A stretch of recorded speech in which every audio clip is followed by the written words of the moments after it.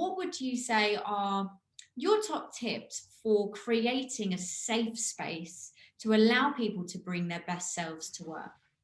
Get to know a little bit more about them, make them feel comfortable about sharing a little bit about themselves so that you can, okay, I see that you like coffee. That's like a very generic kind, but oh, have you heard about the coffee group that we have here that you can go and talk about coffee?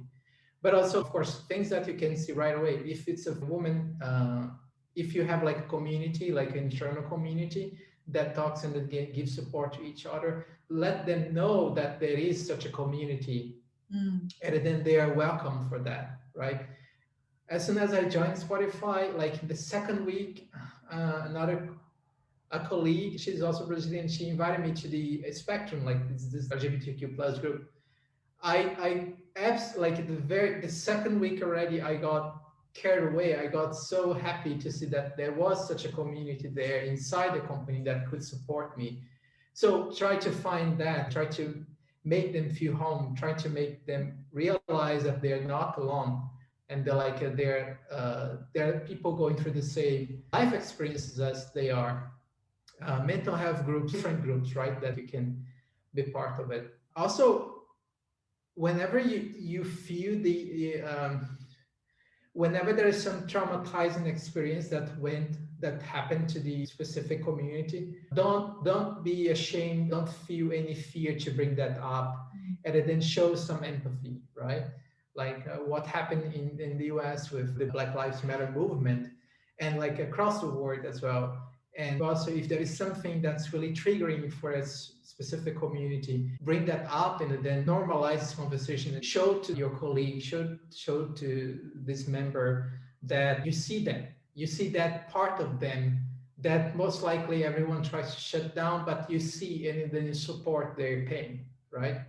It's I'm not talking about positive toxic positivity.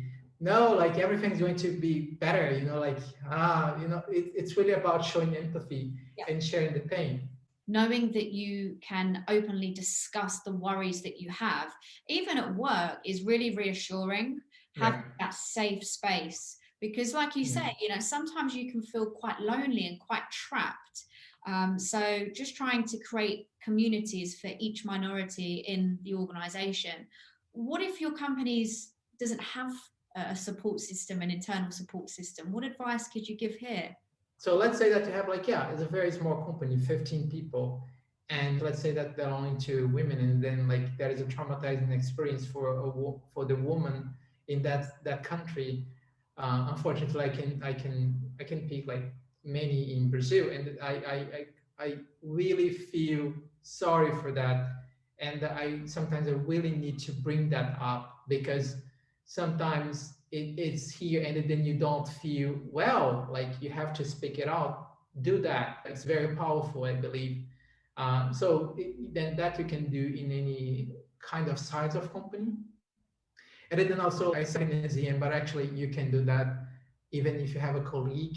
I think that you can definitely, you don't need to be their manager. You can definitely have this like a conversation, having a coffee, and then bring that up that they feel sorry for that, and then they share the pain. So this is quite powerful. I think that COVID brought also this aspect. Like this was the year that we had many opportunities to bring very painful aspects of life, right? Parents having to like at the same time taking care of the kids, making sure that they are like watching, like they're part of the remote school, and at the same time working. And so this has been a very tough year, and that's like these are many opportunities that we have had to show that empathy and then to share the pain.